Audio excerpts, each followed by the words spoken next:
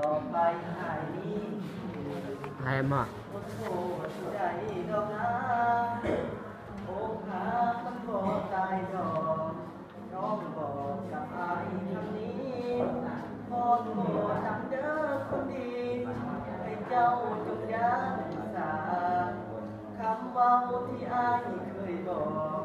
เลิกกันบ่ต้องออกมาให้น้องจงลืมสากลับมาฮักกันคือเก่าผู้ชายก็มีน้ำตากาดคำว่าเขาต้องเลิกกัน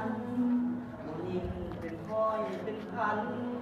สิหักใครก็บอกคือเจ้าแม่น้องสิเป็นหมายแต่อายก็ยังคือเก่าคิดผิดสิเลิกเจ้าเรื่องเขาคือเก่าได้บอกอายเสียใจที่อกหัก